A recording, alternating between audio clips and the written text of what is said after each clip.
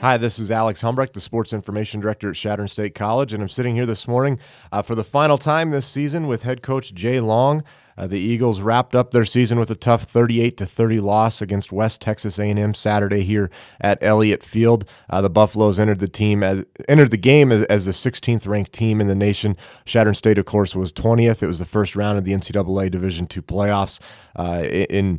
For all intents and purposes, started out great for Chadron State. Scored the first 2 touchdowns of the game on back-to-back possessions, and things were rolling. But as good teams are wont to do, West Texas A&M scored the next 17 to take a halftime lead, and then the third quarter, Coach, as you said in the post-game press conference, was a battle, and then the fourth quarter showed a lot of heart for the Eagles.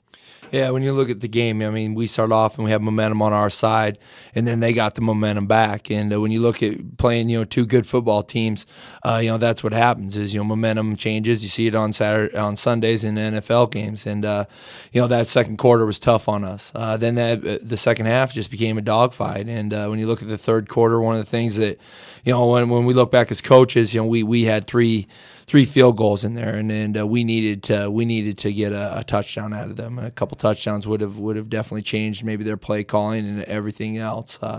And then the fourth quarter, the guys battled to the end, and that's something about our team that that I think that we have definitely we fight till the very end, and our senior group here, these group of guys will always be remembered as the class that fought, and they fought until the end. We got that onside kick, and I thought we'd have a little bit more magic on our field there, and but they came up with a big play at the end. West Texas went up 38-23 with just 3 minutes and 22 seconds to play.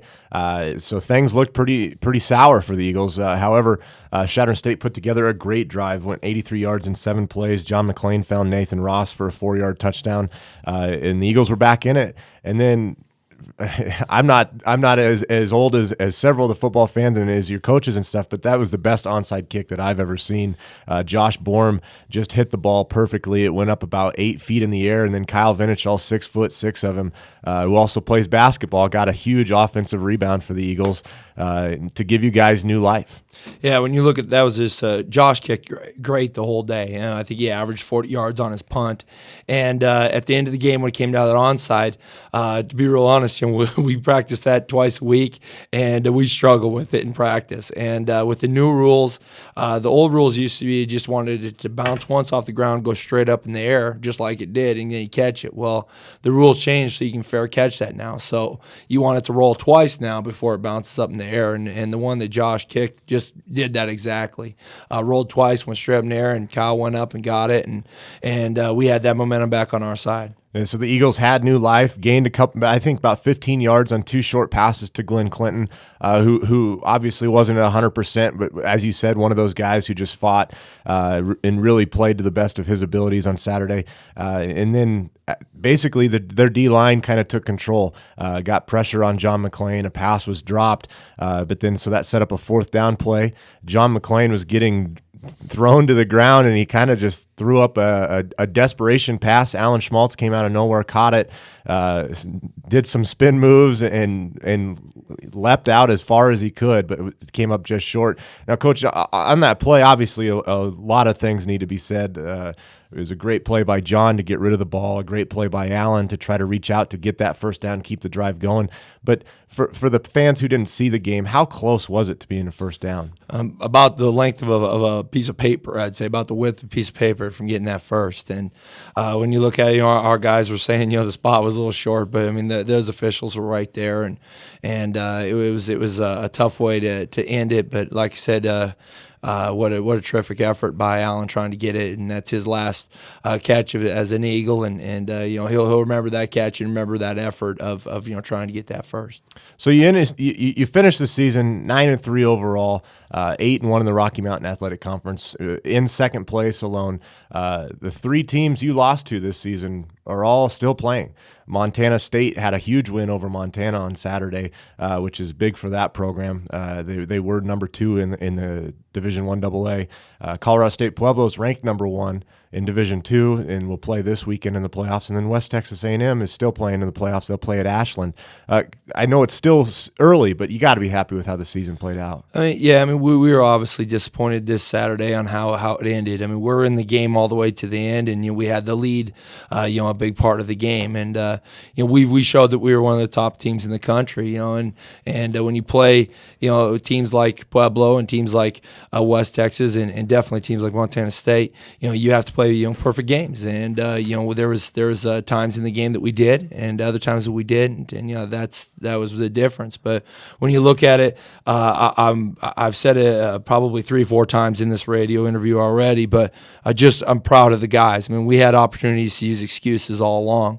When you look at the beginning of the season, starting off on the road, the first 5 out of 6 games, I think we put 9,000 or almost 10,000 miles on a bus, and our guys.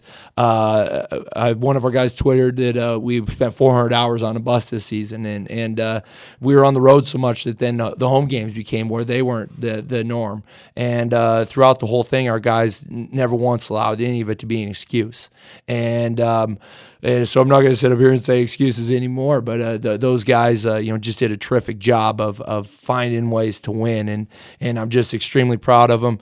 When we went into this season, in the meetings from the beginning of the year, our goals and our goals of our seniors and our upperclassmen and our guys on our unity council was that we wanted to continue the tradition of Chadron State football, and these guys got to finish it off on a high note, going to the Division II playoffs. And there's only 8 senior classes that can say that, and they are part of the tradition, and they're great kids.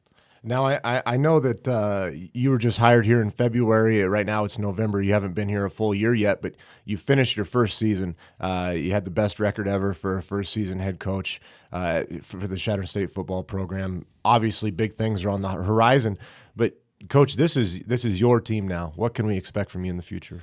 I think that just like what you saw this season, I mean, we're an effort team, and we'll always be an effort team at Chadron State. We're right now hitting the road for recruiting, and we're looking forward to signing our first class together. And all the coaches were just, as soon as we're done here, we're going to have a meeting where to send to each coach in which direction. And when you look at our team has always been a Midwestern team, and we're going to get Midwestern kids from our recruiting areas, and then we'll branch out and we'll get some special players from some out of area. But we are really excited about the next phase, which is recruiting, and look forward to bringing in the next round of Eagles. Okay, Coach. Well, best of luck to you in the off season. The season never ends for football coaches. The recruiting season is just as important as the regular season, and I know you and your staff will do a great job with that. So congratulations on a great year, and thank you for bringing back the tradition of CSC football. Well, thank you. It's been really a fun ride this year.